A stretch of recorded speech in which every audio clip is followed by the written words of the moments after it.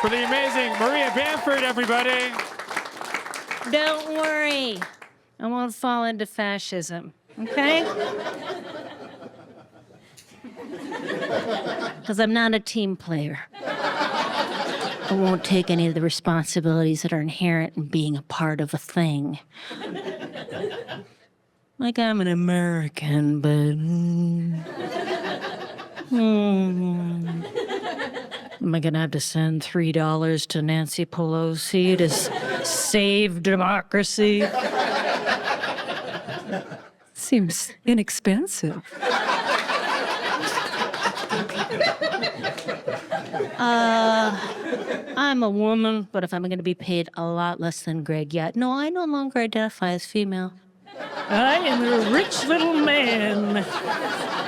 I'm a cash cow, he, him, I am a Mr. Sir Moneybags. I'm a comedian as far as I'm concerned. But if I have to make a bunch of ladies at a nonprofit luncheon in Napa Valley laugh, who books this shit? I do. You know what, ladies? Could you bring me up on stage as a melanoma survivor with an announcement? I think that'll bring everyone to the proper level of expectation. I love groups because I was raised in a giant group. Christianity. Hope there's some fans. So much fun. It was my first time seeing stand-up. Got to see a white guy have a hot take on a weird story. And any major religion, though, usually they ask you sometime between the ages of 8 and 14, they would like you to publicly double down, to say, I'm all in on this extremely complicated set of ideas. I cannot read a bus schedule, but sign me up for the duration. And I was trying to memorize the shtick, part of which was, I believe in one holy Catholic and apostolic church. I acknowledge one baptism for the forgiveness of sins. I look to the resurrection of the dead and the life of the world to come. So spooky. I said to my mother, I don't believe in any of this shit. I don't believe in God. 2 years back when I was 8, I stopped believing in God. I stopped being able to sleep at night. I haven't slept in 2 years. I asked God for help. Why can't I sleep at night? Thank you for asking. My sister gave me titty twisters. It was the 70s. It was not personal. I somehow got it in my head. I thought, despite the fact it was done to me, what if I were now an out-of-control tea twister? What if I were a hoot honker? What if I were a breast breaker? And I gotta stay up all night and sit on my hands to prevent myself from doing such a monstrous thing. And Mom, I'm gonna get in the weeds here, but what if further I were to get out of control, go bananas, chop you guys up into chunks and bits, have sex with those chunks and bits, put chunks and bits in a Cobb salad, toss it, and feed it to the baby Jesus. I'm just spitballing. Don't worry. It's a type of intrusive thoughts OCD. I will deal with it when I'm 35. Mom, wouldn't it be weird if I lied, if I said I believed in something I didn't at all believe in? And then we all went out for roast beef family food at our beef. Honey, would you please just do it? The bishop only comes once a year. And that's when I learned, you guys, it is okay to fudge the truth, as long as it's a crowd pleaser. And a crowd pleaser is, of course, what my husband calls my bowel movements, as long as, only if they are, scentless, foot-long fecal ropes. He does not applaud for just anything. It has got to be good shit. Come on. Come on, Altadena. You know what I'm talking about. This is salad country.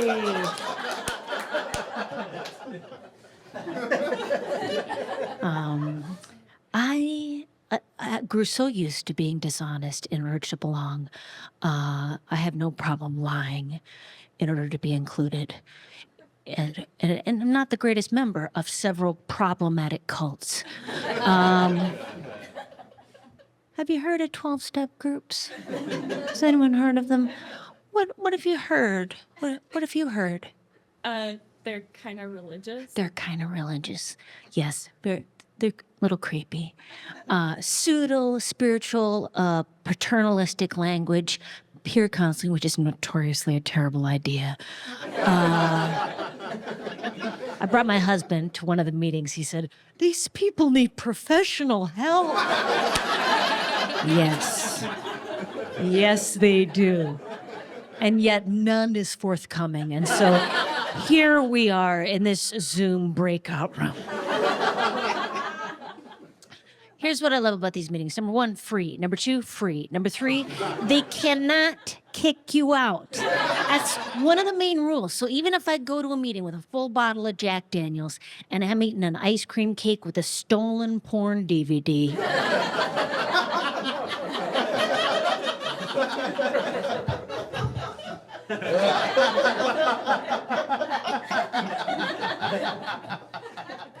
all anybody is ever going to say to me is, "Keep coming back." I love them so much. One of the worst rules about Fight Club is you're not supposed to say publicly which groups you attend. That's impossible for me. I tell everybody everything. It's preventative honesty. If I tell you every single thing about myself, you can't at a later date say, "But I believe I was very clear." In my second album, third track. Also, I don't like keeping stuff inside me. If I buy you a birthday gift for your birthday, I gotta call you. I'm gonna tell you what I'm buying for you as I'm buying it. Hey, I am at Target. Okay, I'm in the jumbo candle aisle. Now, I love you, sky's the limit, but here's what's on sale. They got Yorkshire pudding, okay? They got something yellow called reticence. It's huge. And then they got tobacco cilantro. What do you want? I'll wrap that gift for you. And I'll give it to you on your birthday. And I'll remind you, it's a tobacco cilantro scented candle.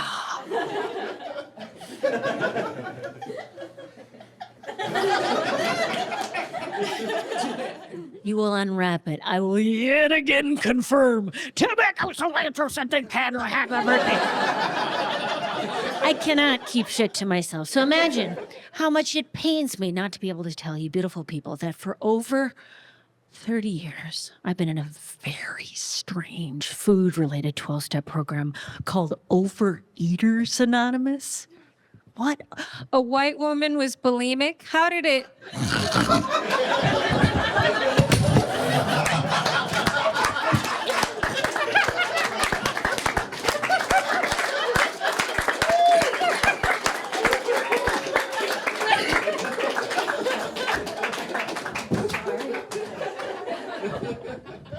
I'm sorry. I lost interest in my own narrative.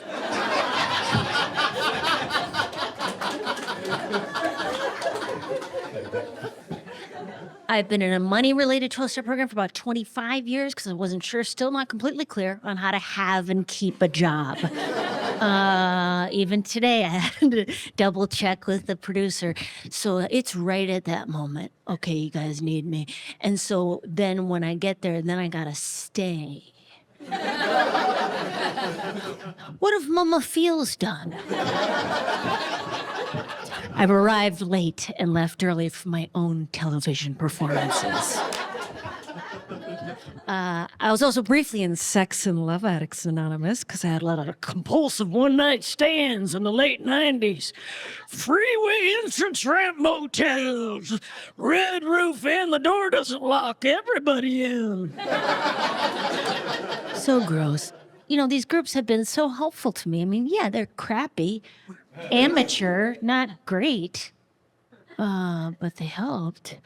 Free. Groups. I'd love to tell you which groups I attend, but, you know, secret society. I cannot. I got a friend who's deep in the cult who got very angry at me. "Maria, you shouldn't be talking about it on stage. These programs have saved your life." why else be alive except to make fun of things that are important to you? I guess if I were to say I went to Clutters Anonymous, I do not, but it is a place you can go in case you are stacking up your water-damaged Furbies to an extent that bothers you. That you don't have to be on TV to get help. You know, I'm not in it, but if one of you fuck chops, if I said I was, might go out there and say, Okay, Maria Bamford said she's in Clutters Anonymous. Well, I saw her driving up Fair Oaks in a blown-out 92 Saturn filled to the brim with Diet Coke Tallboy empties. so like I'd be bad advertising or something for the group, or I guess if I said I was an SCA, that's Sexual Compulsive Anonymous, sometimes that's court-ordered. Ooh. Some of my colleagues in comedy might want to look into that. It's a great place to go before you're a registered sex offender. And I adore a registered sex offender. Thank you for letting us know your coordinates. Much respect. Appreciate you. Now all I can do is put an asterisk by people's names in the green room. No. We know where they are. They're on tour.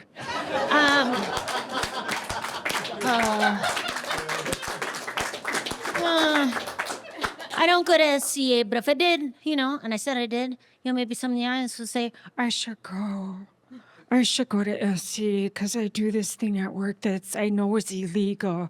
But it's so funny. It's just with subordinates on their first day. I come up from behind them and I stuff my thumb up their butt and I say, whoops. Because I'm Italian.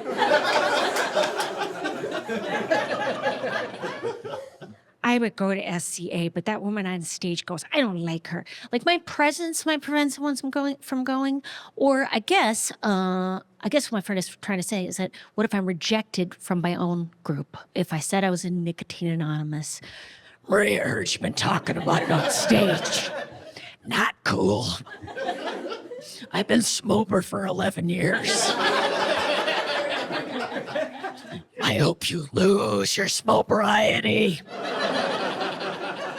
To which I have to say to all 12-step cult members, you guys, nobody wants to go. Not everybody thinks that it works. And if we're worried about what I'm doing, there is another 12-step program for that. I believe it is called Codependence Anonymous. But I am not going to look it up for you. Unless it seems like you really need me to do something that you could easily do for yourself. Oh, I love to push my husband's arms from behind him. Let me finish grad school for you. I like to be a part of anything. I don't even have to understand what it is.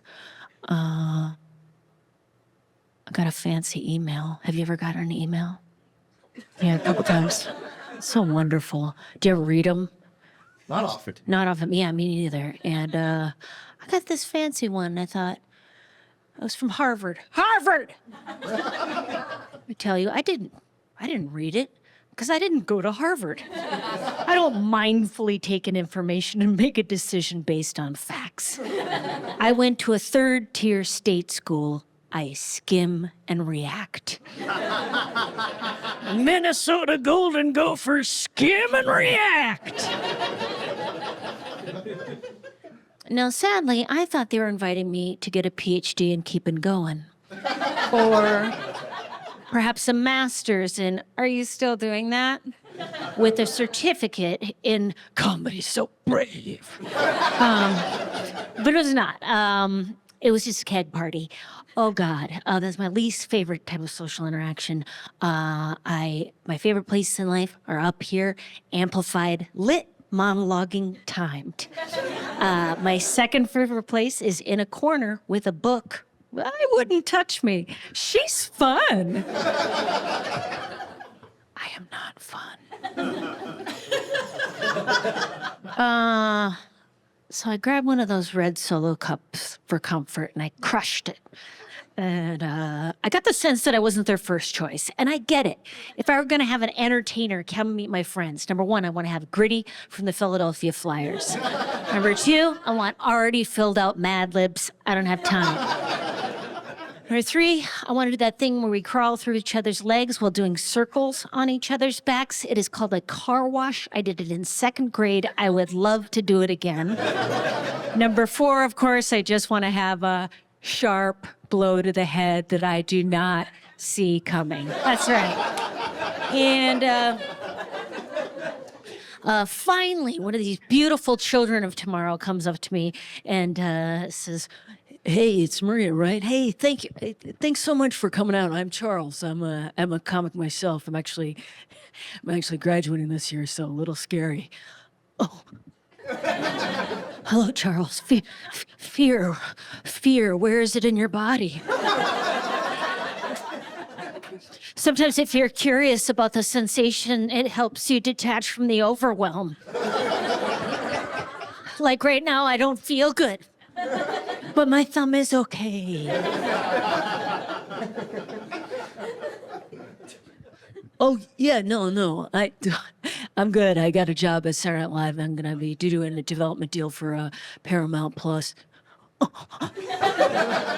Oh, how embarrassing. Oh, my God. This is Harvard. Of course you know what you're doing. You were just being charmingly disingenuous to be polite. Oh, my God. I got to get out of here!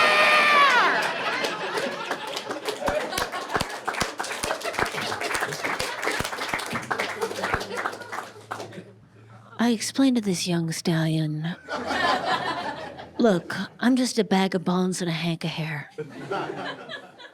If I leave now, I can make it to a Chinese restaurant comedy open mic.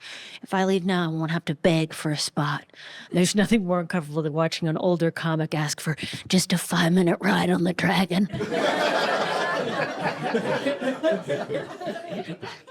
Just want to feel the heat. Smell the smoke. He explained to me, didn't you read the email? We had this whole orientation planned. Oh my gosh, no, I've agreed to something that I don't understand. That's very common. What is next? He leads me into a castle. Inside the castle, we go into a very large library. A wall of library books slowly slides open, revealing a hidden room. Perfectly dark in there. Tells me to go in there by myself. Another young man follows me with a candle. They slide the wall shut behind us, and we stand in the dark. He begins yelling at me, "What is the Harvard Lampoon?" Oh, God. Is it funny? Is it ha ha ha ha ha? What is the Harvard Lampoon? Didn't they tell you? Now,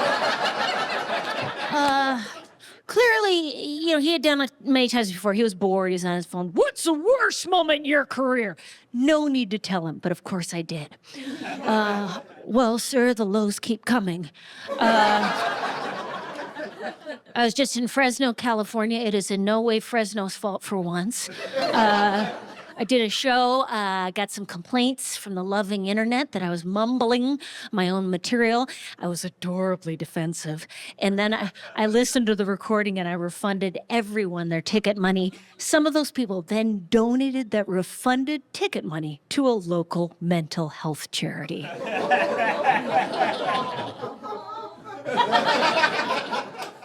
What's the most baller moment in your career? Okay, somehow more shameful. Stephen Colbert said about 8 years back, I was the funniest comedian on earth. 2 years later, he said, she's one of my favorites, which is a precipitous drop.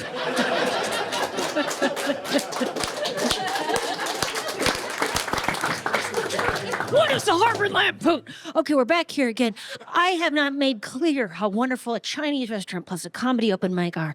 Chinese restaurant, what that means to me, my dear friend, fellow comic Jackie Cation is already there. She's ordered the duck. She's ordered a half cran, half diet Pepsi. That's a Jackie Cation special. She will share those items with me. Why? Because she's maternal. I have learned helplessness. Do you see how that dovetails so beautifully? Comedy open mic. Have you ever been? It is 6 to 9 hours of 3-minute time segments of people shouting an extremely limited worldview out to a largely disinterested crowd. It is so good. No, they did let me out. No, all these kids, just give you a picture, all races, all gender identities, all sexualities. Hazing is inclusive. So a young trans person came up to me and said, please, it's maybe 45 minutes more. Please, please stay. Of course, I'm so sorry. Yes. Love, love, love is love, love, love, love is love. What could possibly be next? It is then everyone puts on eyes wide shut Mardi Gras masks. Everyone has a candle. They lead me down a dark hallway, into a darker stairwell, into the darkest 18th century cellar. This is a cellar built in the 1700s. And they tell me to stand at the bottom. They lock the door at the top of the stairs, yelling down, "We'll come back when we've made a decision." And as I stood there in the dank blackness, I thought, what is a Harvard Lampoon?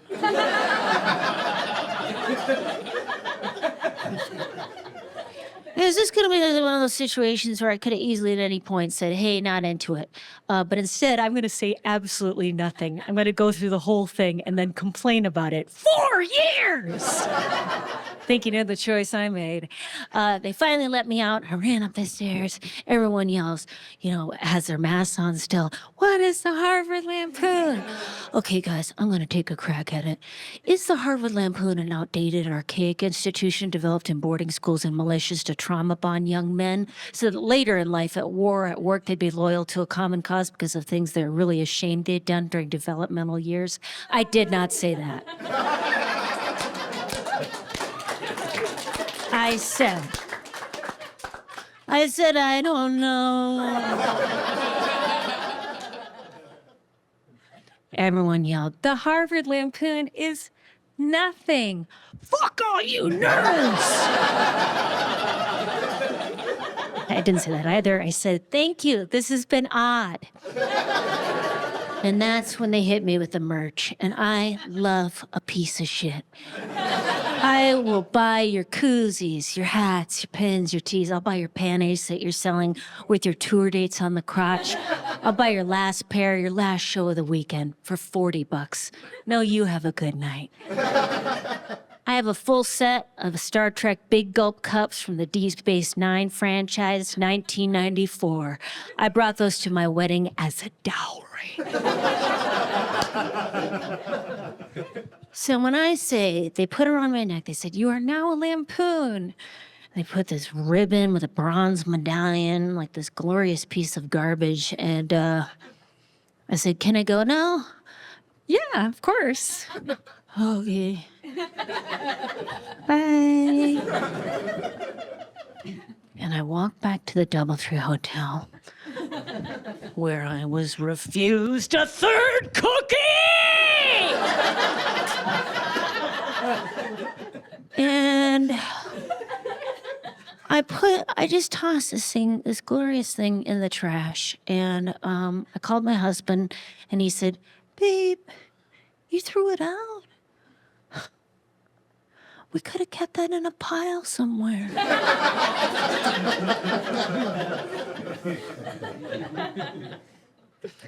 Maria, why don't you ask around? I bet other comics have gone through this. I did ask around. Every single comedian who had gone through it had this to say about it.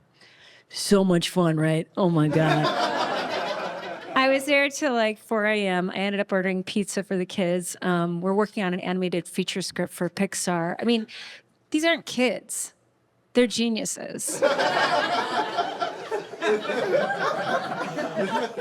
Yet again, I've translated what most people would find to be an enormous, joyful opportunity into a hall of horror.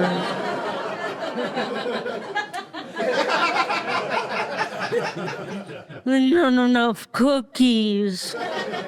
I changed the recipe at Hilton. And I think that takes craft. My first cult was my family. My mom, we lost the guru. She died, or did she? It blows because she loved life. I've always been on the fence about the whole thing. I could go at any time. But my mom could squeeze joy out of an AT&T customer service call. Sandeep, I've got to ask you. We have been on the phone for over 3 hours. Is your phone hot? Now, you're in Mumbai, and now I got to ask, are you going to the river pilgrimage? Are you going? The Kumbh Mela. I'm glad you pronounced it. But the bridge collapsed. Oh, shit. Well, I'll put you on my prayer list. I will. No, the Wi-Fi is still not operational. But of course I will hold. Joel, I'm on the phone with India. My mom could tell a very exciting story with no discernible beginning, middle, or end. Honey, I was in the elevator and I saw this young man and I said, I know you. And he said, well, I don't know you. And I said, my name is Marilyn, and my sister's name is Dita, and we're both originally from Marquette. I mean, Dita now has Alzheimer's care. She's at a care facility, and she enjoys chocolate and has boyfriends, and that's quality of life, you know. And he interrupted me. He said, I genuinely, ma'am, I do not know you. And I had half a glass of wine. And I said, we met in 2014 on an Airbnb boat called the Thirsty Turtle in Frankfort, Michigan, and your name is Neil. And he said, no.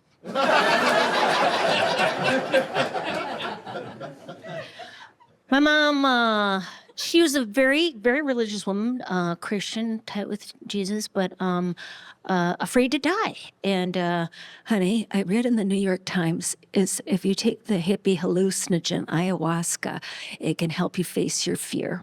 So I made an appointment with a shaman, and your father and I are going to drive down to Minneapolis and do ayahuasca this weekend. I called the shaman and I said, hey, Paul. Hey, man, my mom has stage 4 lung cancer. My dad has a heart condition. What are you doing? I completely understand. Ayahuasca is a powerful spirit. I just partook of the medicine on a retreat, and I had an emergency I needed to drive home for. I wasn't sure. I said, is it safe for me to drive home having just taken ayahuasca? Ayahuasca said, Paul, ask the fire. The fire became an eagle. It was okay to drive home. Paul, I always like to ask the eagle to quick step out of the fire and try to walk claw over claw in a straight line while keeping his wing to his beak, because it kind of sounds like that eagle might have been a high. I'm just jealous. Of course, I would like to do drugs. I would like to have sex with a volcano. I would like to meet Dolly Parton, but it's also Kermit the Frog. But it's totally her. It's Dolly. But you look into her eyes, and there he is.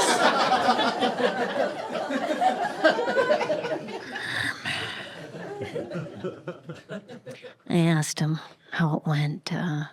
Well, your mother, she wimped out at the last minute.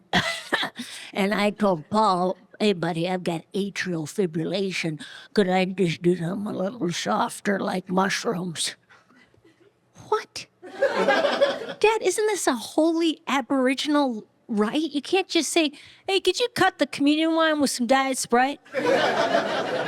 No, I'd love to have the sanctified blood of Christ, but if you got 2 rocks and a lime back there. Well, my arms and legs became beautiful noodles.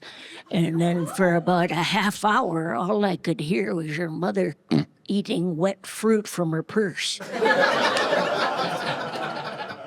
I always bring cantaloupe in a bag.